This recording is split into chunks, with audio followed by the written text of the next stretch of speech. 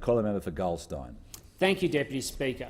As a liberal democratic country whose culture is underpinned by valuing pluralism, tolerance and mutual respect for all people, it saddens me to see the human cost of where these values are not observed across the world today, and this is very much following on from the previous speaker's address.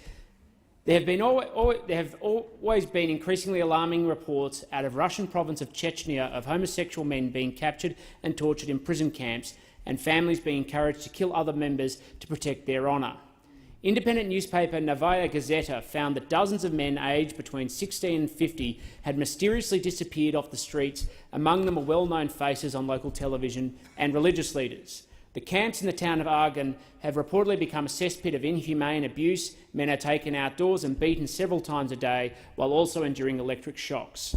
NGOs are helping Chechens to flee the region, including 20-year-old Ilya. Even though he is now almost 2,000 kilometres from the Chechen capital, Ilya still panics each time a car drives past the secure house. In October, he was taken into a field and beaten by 3 men in military uniform, leaving a huge scar along the side of his jaw. Chechnya's leader has mandated that women must wear the hijab in public places and endorse polygamy. In light of these arrests, Kadyrov denies the accusations, asserting that simply homosexuals do not exist in his country as a justification for what is going on. Sadly, similar signs are now coming out of Indonesia. In recent days, we have seen the public caning of 2 men for engaging in consensual sexual activity in the province of Aceh. The 2 men in their 20s have done no harm to others and yet have become the target of their neighbours, acting as vigilantes and local authorities seeking to impose barbaric law. And similarly, in the past few days, there have been mass arrests for around 140 homosexual men in Jakarta. These tactics are being used as the basis for intimidation against people who have committed no crime. It follows the arrest of 14 other men at a hotel in Surabaya only last month. These tragic examples, of course, don't sit in isolation. Throughout much of Africa, homosexual acts are a crime, with the most egregious in the Middle East, coupled with brutal punishments, including the death penalty, using degrading and painful methods, and reflect the cruelty of Islamist militant groups within the region. As difficult as it is, we must always be mindful to be strategic and targeted in our advocacy to address these crimes. Being loud is not being the same as being effective, particularly when it comes to protecting people from discrimination on the basis of their sexual orientation.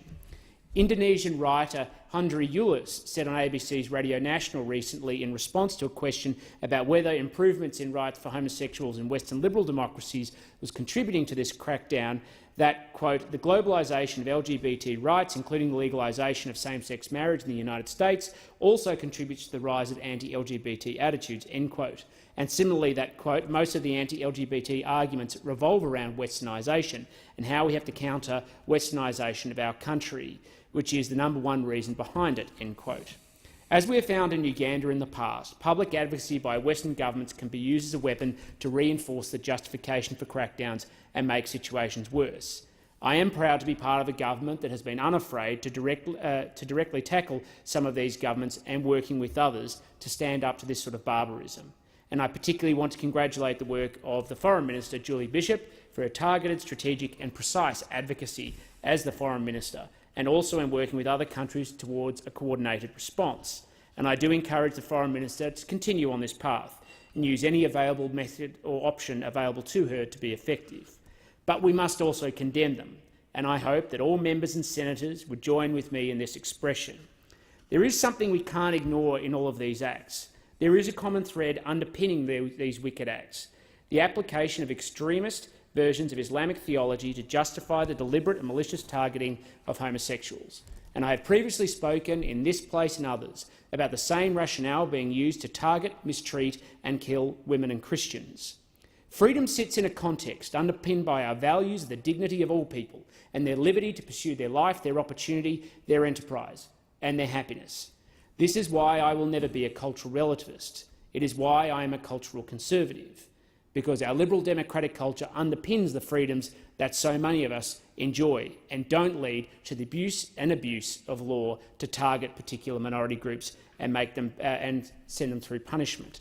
Other cultures, unfortunately, don't value these principles in the same way that we do, and history shows the price always falls hardest on minorities and those who don't neatly conform to cultural values. That is why we must condemn these acts. and is also why we must always stand up for our culture and our values and our way of life. Thank you.